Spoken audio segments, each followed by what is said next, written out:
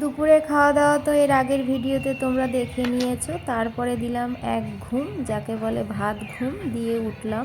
তারপরে সন্ধে দিয়ে বিকেলে টুকিটাকি কিছু কাজ করে খেয়ে নিলাম টিফিন বলতে চা বিস্কুট খেয়েছি। এবার যাচ্ছি ওই যে আমাদের পুজো প্যান্ডেল, ওখানে।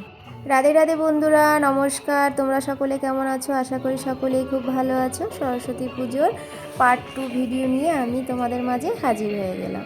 আজ হলো পুজোর দ্বিতীয় দিন। দেখো, সন্ধ্যের সময় আমি পুজো মণ্ডপে চলে এসেছি। এখানে এখন সবাই মিলে বেশ আনন্দ করব, খেলাধুলো থাকবে, নাচ গান সব রকম প্রোগ্রাম এখন অনুষ্ঠিত হবে।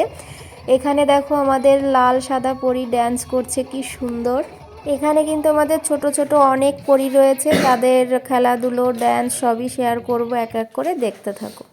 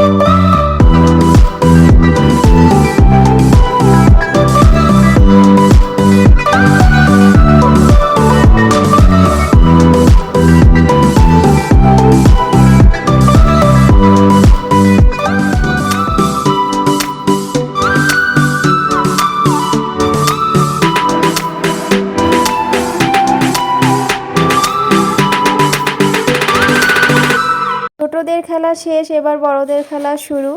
বড়দের প্রথম খেলাই রয়েছে সেফটি বিনের মধ্যে চুরি ভরতে হবে, তাও আবার বাঁ হাত দিয়ে, থাকবে টাইমার। যেহেতু বাঁ হাত দিয়ে খেলা ছিল তাই টাইমার দেওয়া হয়েছিল 2 মিনিট। 2 মিনিটের মধ্যেই কমপ্লিট করতে হবে, তারপর হবে কাউন্টিং। তাহলে চলো আমরা খেলাগুলো দেখতে থাকি।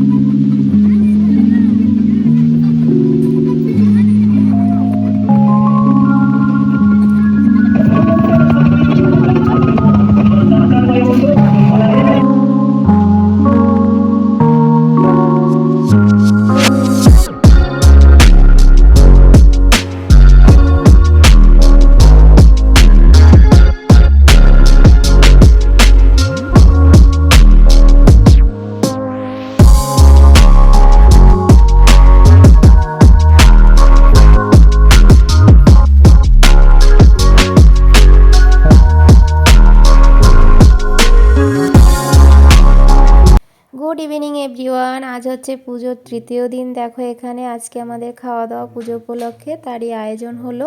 এদিকে বলতে বলতে রান্না শুরু হয়ে গেল। আজকের মেনুতে রয়েছে ফ্রাইড রাইস আর হচ্ছে আলুর দম, থাকবে চাটনি পাঁপড়।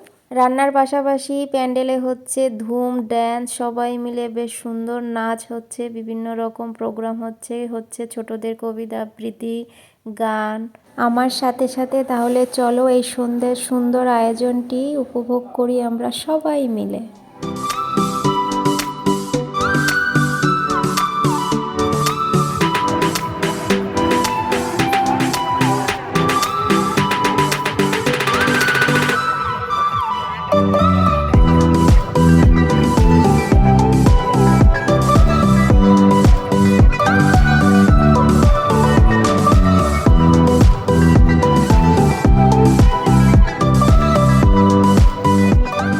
সবাই মিলে বেশ আনন্দ করেছি। এবার এক এক করে খেয়ে নেব।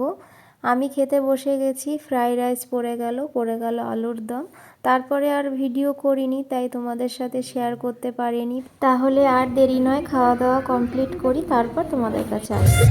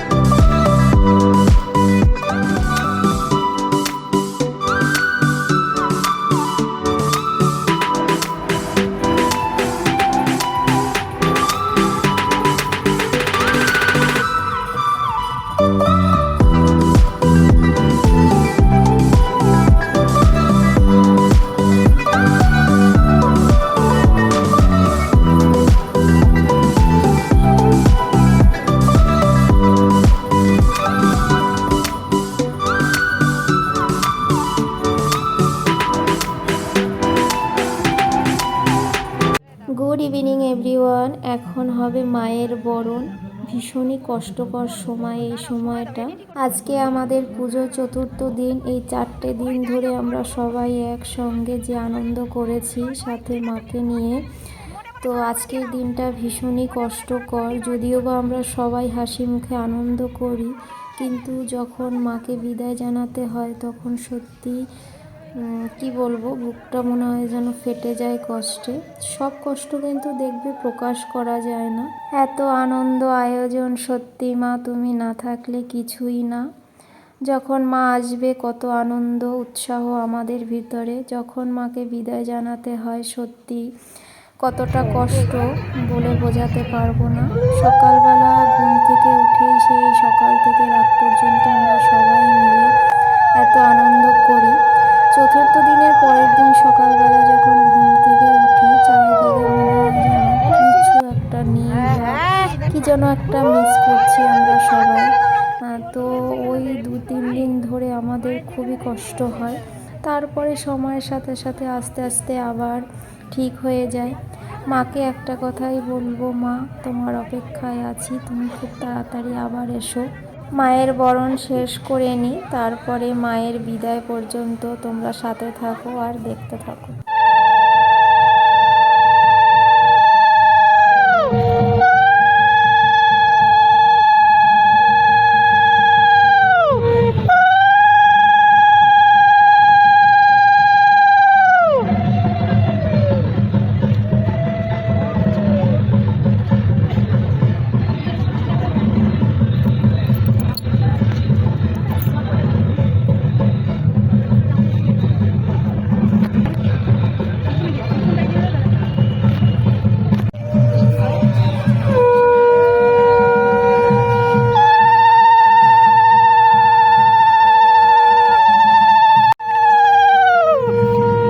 মায়ের বরণ শেষ হলো।